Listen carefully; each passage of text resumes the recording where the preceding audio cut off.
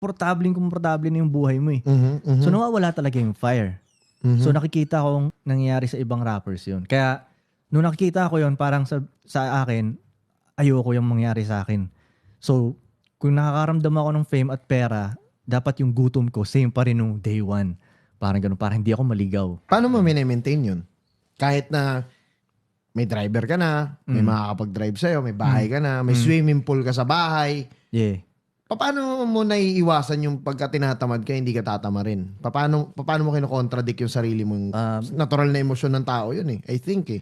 Yeah, good question. Pero kasi, mahilig ako sumama sa mga grupuhan na ako yung pinaka mahirap, mababa. Yun ang mga sinasama akong grupo. So nakakita ako ng mga mas mayayaman pa eh. Oh, Lagi shit. yung pinapaalala sa akin, Gagi, mahirap ka pa. Diba?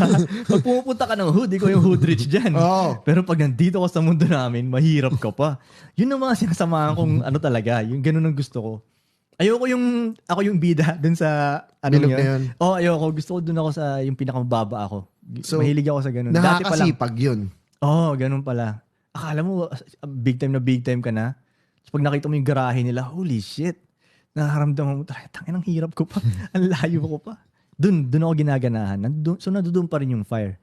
Yun nga eh. Yung ibang rappers nakikita ko na ganun yung mali nila eh. Dun lang sila sa mga lugar na sila yung bida. Sila yung pinipicturean, sila yung astig. Kasi komportable talaga dun eh. So, nai-stuck sila dun.